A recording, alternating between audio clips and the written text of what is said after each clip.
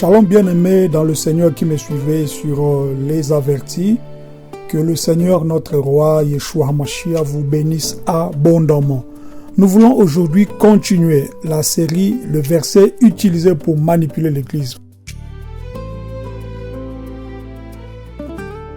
21 février 2026, nous voulons encore venir avec la suite de cette série que je dis, le but c'est pour remettre les choses à sa place, puisque des fois, si les versets sont mal utilisés ou bien mal compris, ça mène beaucoup de gens à la perdition, c'est pas bien. C'est pourquoi nous venons pour vous avertir, pour vous informer, pour vous dire ce que le Seigneur nous apprend réellement par rapport à d'autres versets ou passages bibliques que nous connaissons tous. L'interprétation, de fois, ça fait défaut et que beaucoup de gens rentrent dans des sectes sans le savoir puisqu'ils n'ont pas pu comprendre le verset.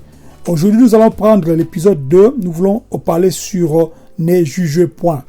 Vous savez, ne jugez point, tout le monde le connaît par cœur puisque c'est un passage biblique connu depuis de chaque personne. Lorsque tu fais, tu rentres en contact avec la vie chrétienne, tu auras réellement donc parmi les passages connus, donc ces passages ici de Matthieu 7. Donc ne jugez point. C'est ce que nous voulons aujourd'hui faire comprendre aux gens.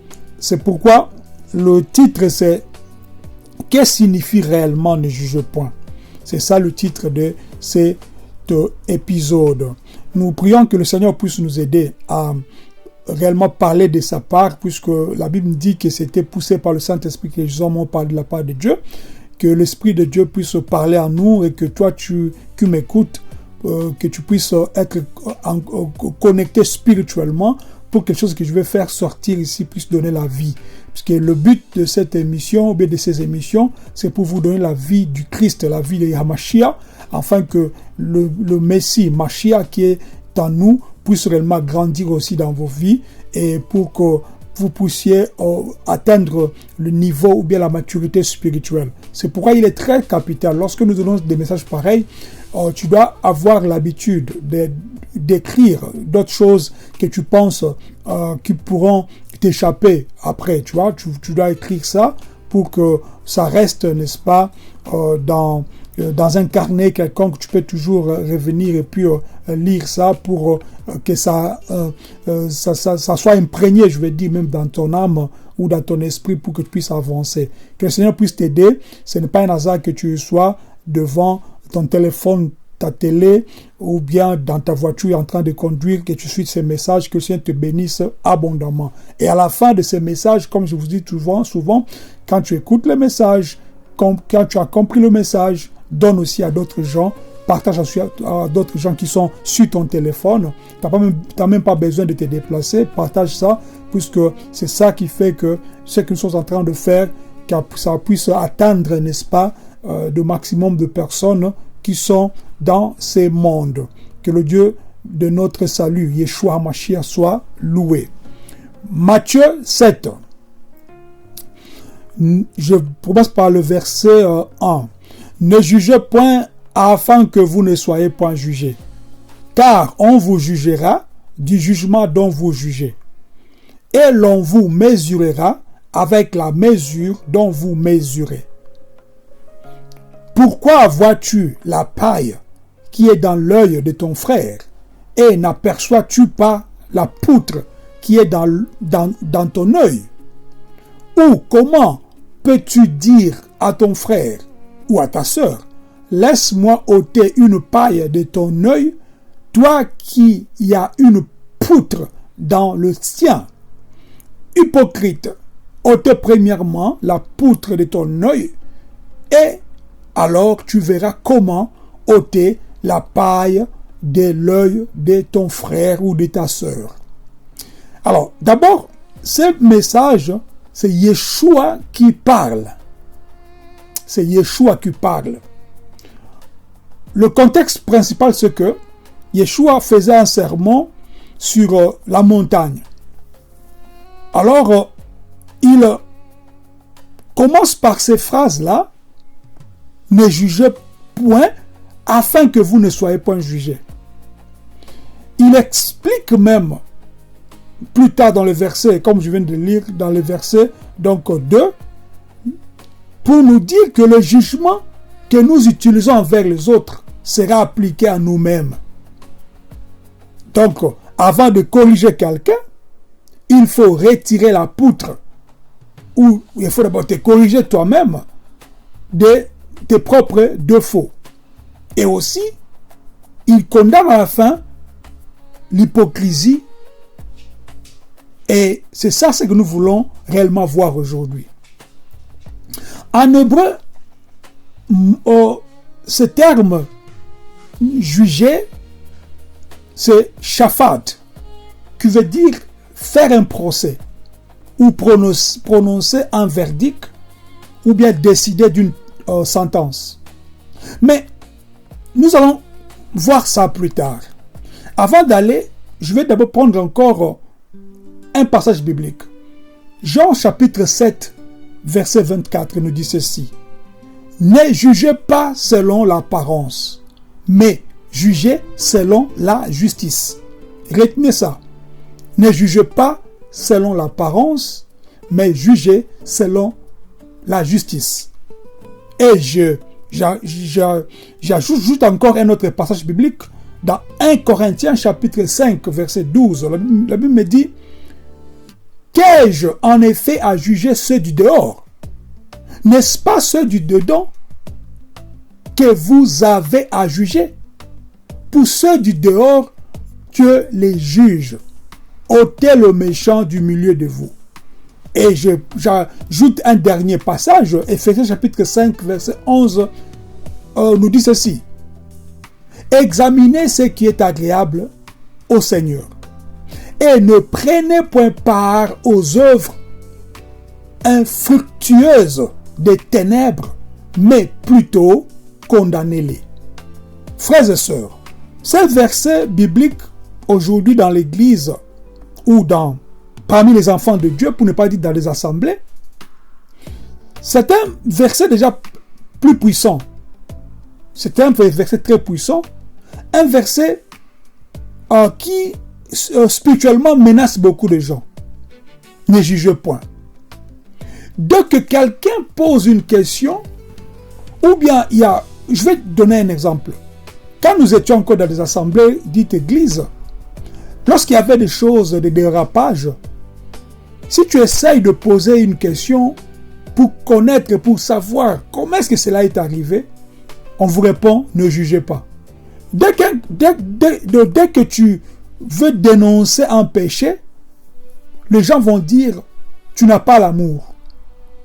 Donc, tu veux au fait essayer de confronter un responsable ou c'est pas bishop ou pasteur de cette église-là, on vous dira, touche pas loin.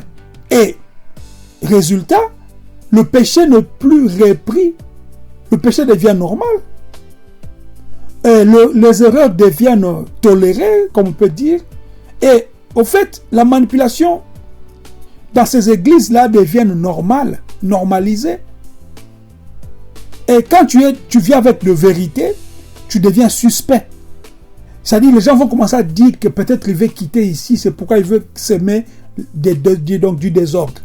Et nous allons essayer aujourd'hui de remettre ces versets dans son contexte vraiment.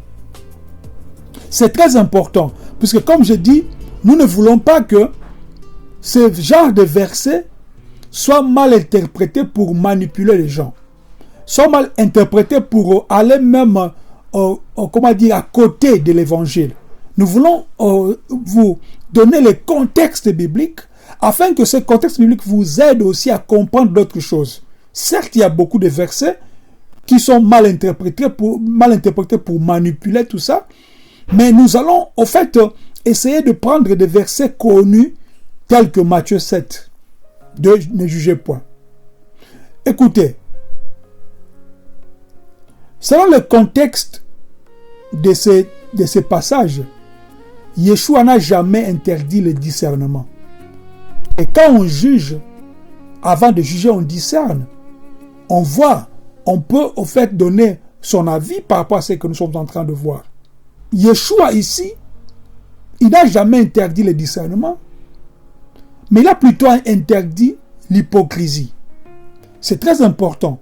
Il faudrait que ce passage puisse te parler, toi qui m'écoutes.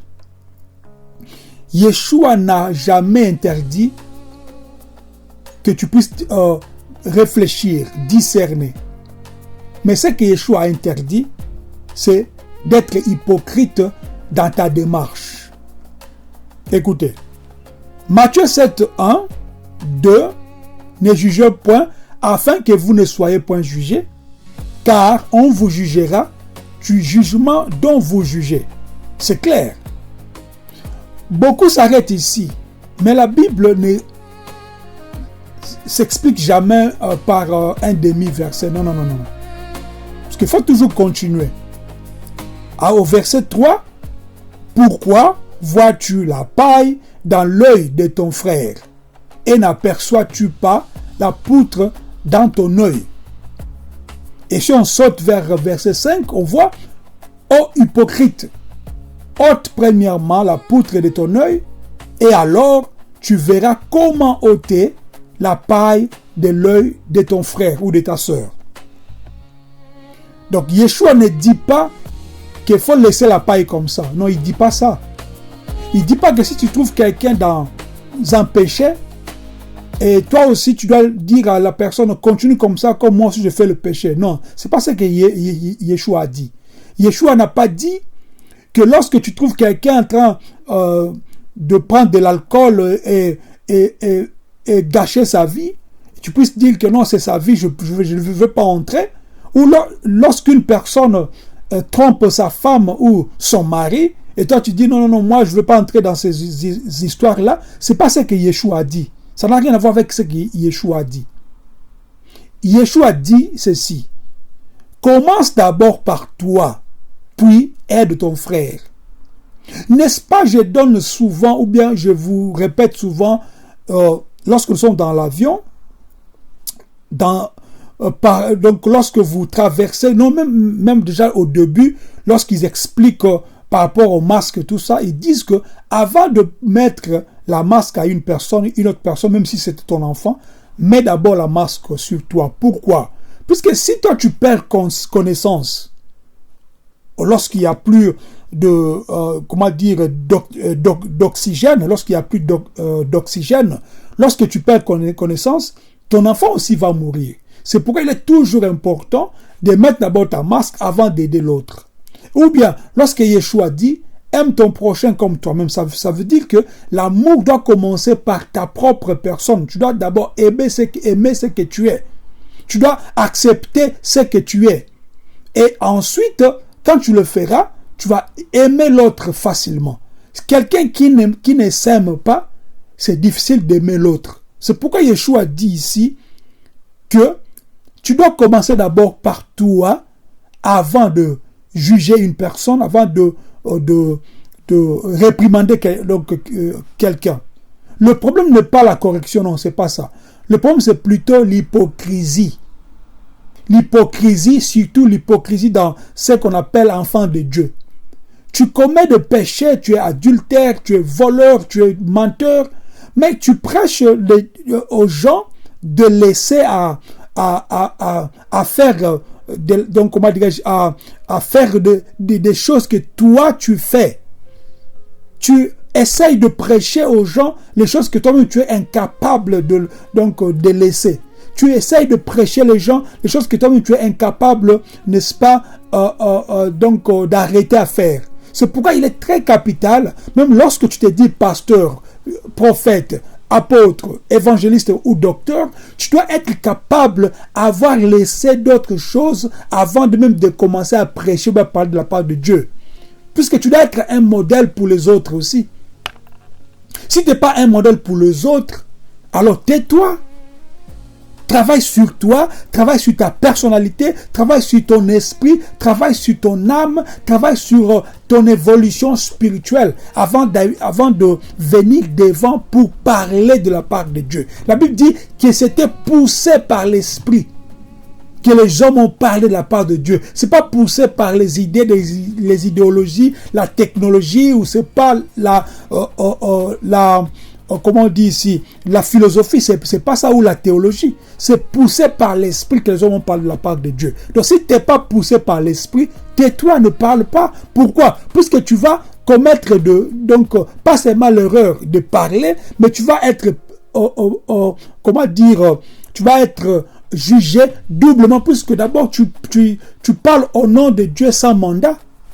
T'as pas été mandaté. Yeshua dit aux disciples, Marc 16, il dit que je vous envoie, allez. Pourquoi? Puisque lorsqu'il envoie, il va t'envoyer avec la parole, il va t'envoyer avec son esprit, il va t'envoyer avec son aide, c'est-à-dire il sera avec toi. Tu ne vas pas faire des choses par toi-même. C'est pourquoi tu verras aujourd'hui des pasteurs patrons, puisqu'ils font des choses par eux-mêmes. Ils n'ont pas quelqu'un pour les contrôler. Si tu essaies de contrôler, on arrive encore sur ne jugez point ou ne touchez pas à mes oins. Il faut comprendre le sens de ce mot juger bibliquement. Et c'est important de souligner quelque chose que je vais dire maintenant. Yeshua parlait peut-être aussi grec, je ne sais pas à l'époque, puisque le grec était considéré comme une langue aussi de l'État, puisqu'à l'époque c'était la puissance. Et aussi, mais sachez que Yeshua parlait l'hébreu, puisque l'hébreu c'était une langue réellement traditionnelle et aussi, comment dire, dans les synagogues on parlait l'hébreu, mais Yeshua parlait plus l'araméen, c'était sa langue vraiment natale. Alors, pourquoi je dis ça? Le mot juger ici en hébreu, c'est shafat. Donc, shafat veut dire en français exercer la justice, ou bien gouverner moralement, ou bien décider selon une norme juste. Ce mot utilisé c'était un mot utilisé pour des juges d'Israël. C'est pourquoi ces juges, on les appelle donc les shoftim. Les shoftim, c'était ces juges Israël, n'est-ce pas, qui pouvaient utiliser ce mot juger, puisque ce sont eux qui jugeaient, en fait, qui pouvaient prononcer des véridiques et tout ça. C'est très, très important de comprendre que si la Bible dit dans Jean 7, 24, ne jugez pas selon l'apparence, c'est très important. Pourquoi? Parce que même un juge, aujourd'hui, s'il veut juger, il doit d'abord comprendre le fond du dossier avant de juger. Puisque si un juge n'a pas l'information sur le dossier, ou bien n'a pas de bonnes informations pour les dossiers, un bon juge dira que je ne peux pas travailler sur ces dossiers puisque je n'ai pas connaissance de ces dossiers. Donc un bon juge doit avoir d'abord connaissance du dossier, avant d'écouter même les parties prenantes. C'est très important. Yeshua nous dit ici, ne jugez pas. Pourquoi? Puisque lorsque nous lisons, comme je viens de dire dans Matthieu 7, 24, on voit ici que ne jugez pas selon l'apparence, mais jugeons selon la justice. Juger selon la justice ici, c'est un domaine qui nécessite l'impartialité, au fait. C'est-à-dire quelqu'un qui y est impartial, c'est lui qui peut juger selon la justice. Yeshua ordonne un jugement juste.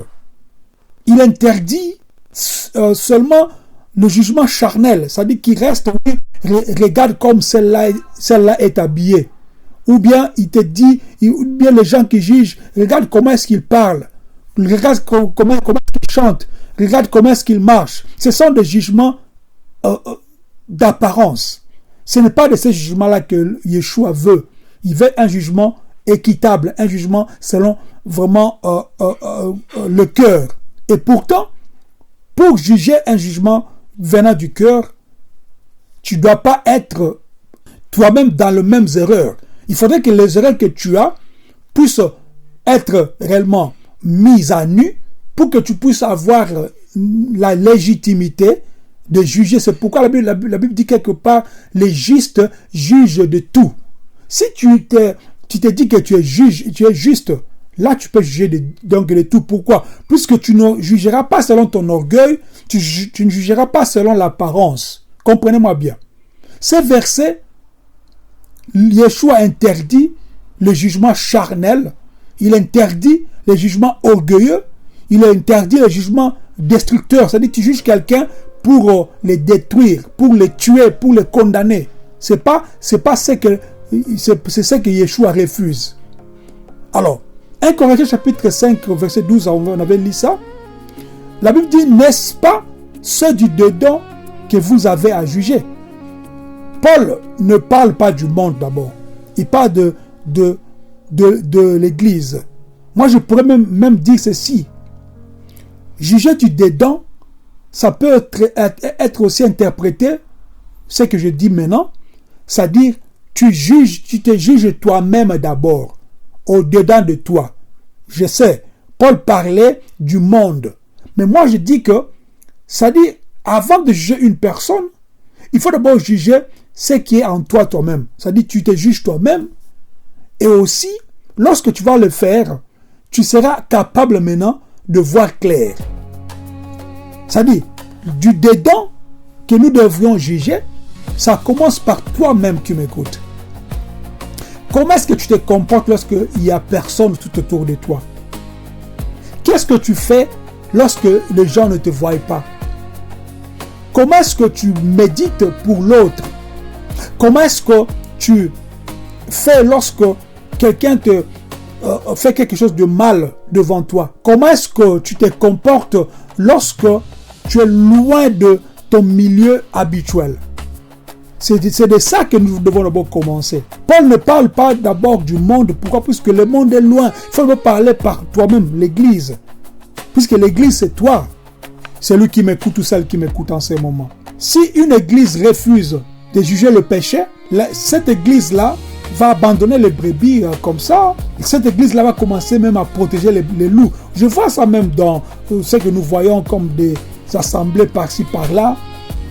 Des pasteurs qui se comportent en stars de musique, stars de cinéma, des pasteurs qui appellent leurs femmes first lady, des pasteurs qui viennent, qui prennent, n'est-ce pas, les choses du monde, les amènent dans l'église, et tu verras de chrétiens naïfs qui vont dire, oh non, on ne peut pas parler mal de l'homme de Dieu.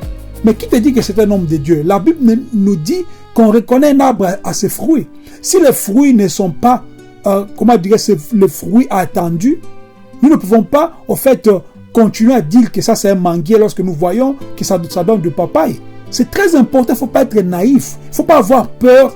Et je comprends, d'autres ont peur de dire ça, peut-être puisqu'ils se trouvent aussi dans le même problème, dans le même jeu, dans le même péché. C'est pourquoi c'est important, comme tu m'écoutes en ce moment, mon frère, ma soeur, tu dois changer ta façon de voir les choses. Il ne faut pas attendre demain pour te repentir. Il ne faut pas attendre demain pour changer ta manière de vivre. Il ne faut pas attendre demain pour laisser ton hypocrisie.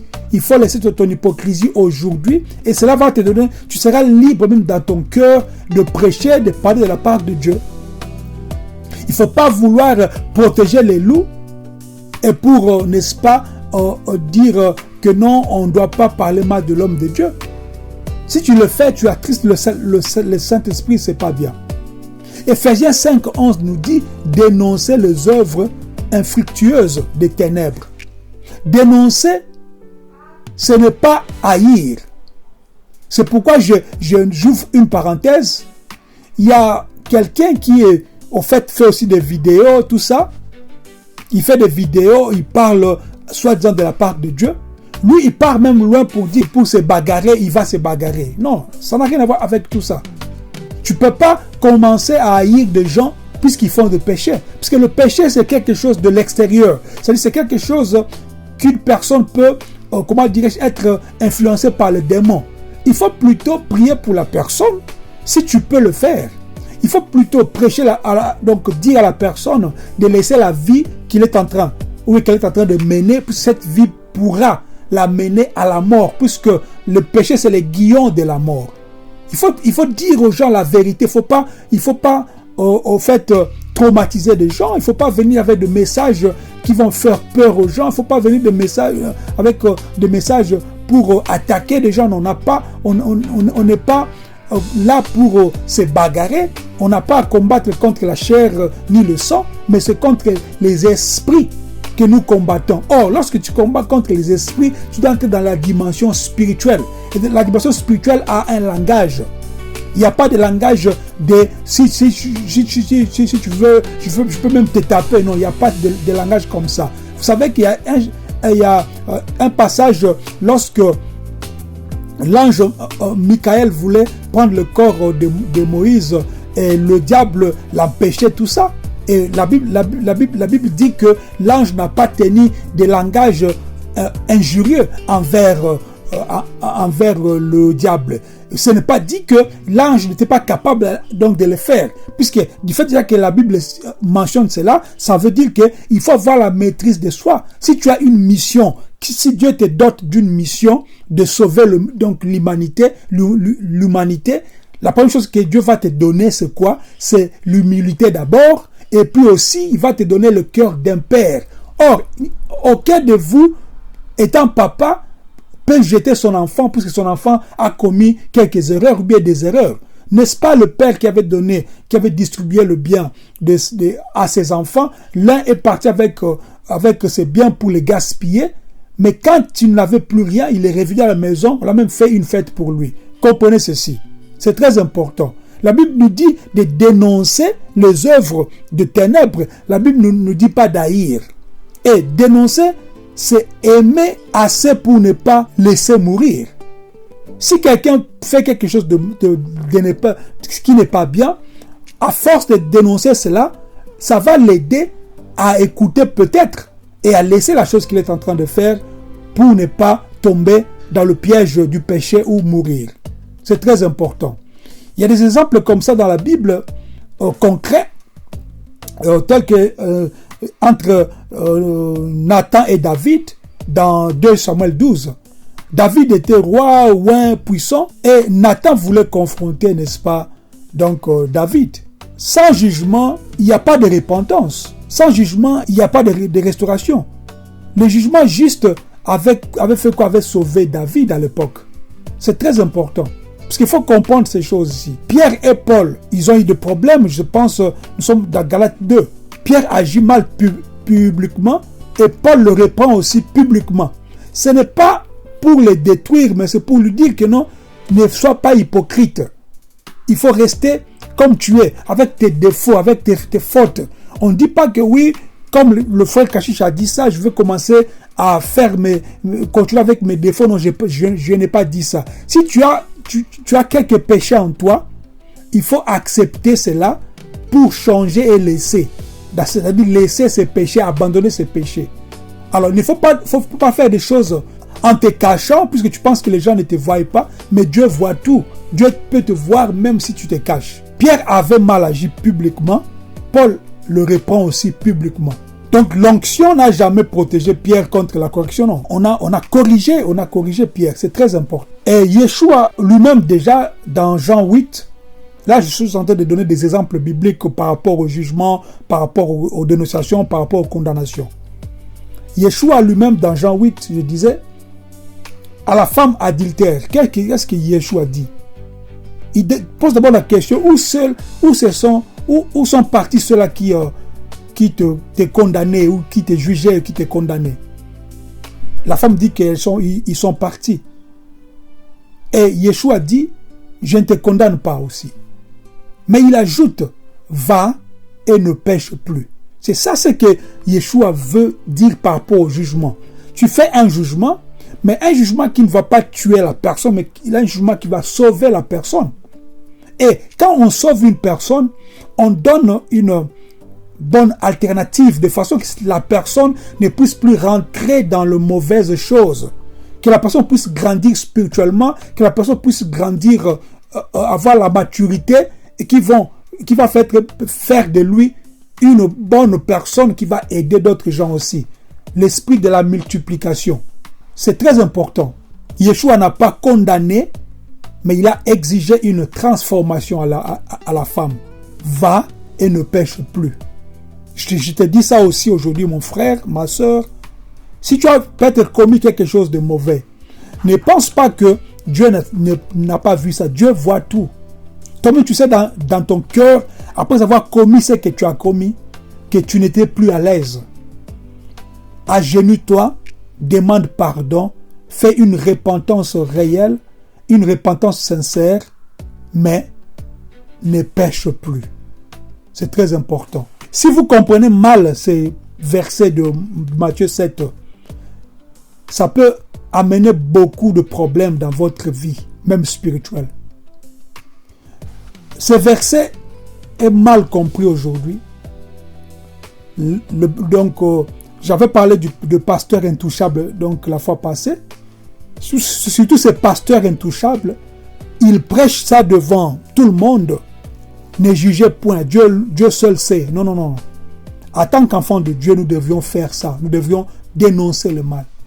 Des pasteurs intouchables qui interprètent mal le verset, des abus non dénoncés, des fidèles qui sont manipulés, des églises, des assemblées qui sont malades spirituellement, mais on dit toujours ne jugez pas. Non. Vous êtes en train d'aller tout droit au mur.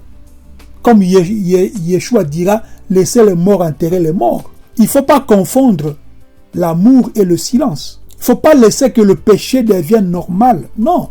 Il ne faut pas que la vérité soit vue comme quelque chose de mauvais. Non. La Bible dit dans Proverbe 27, 5, mieux vaut une correction ouverte qu'un amour caché. Se taire face au mal, mon bien-aimé, ma bien-aimée, ce n'est pas aimer. Quelqu'un que tu aimes, tu dois lui dire la vérité. Si tu aimes une personne, tu dois être capable de lui dire la vérité. Même si ça fait mal, il faut dire la vérité. Puisque si tu ne dis pas la vérité à la personne, tu l'abandonnes à continuer dans le péché, c'est que tu ne l'aimes pas. Ce qui est important, c'est quoi? La Bible nous enseigne, Yeshua nous enseigne ici, un ordre clair. Il dit, examine-toi d'abord, répands-toi d'abord, et puis corrige avec douceur.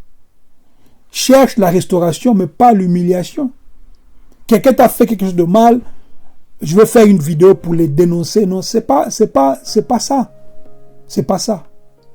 Corrige avec douceur et cherche la restauration de la personne, mais pas l'humiliation. La Bible nous dit dans Galates 6, 1, redresser avec un esprit de douceur. C'est très important. Il ne faut pas être trop méchant, il ne faut pas être trop dur. Non.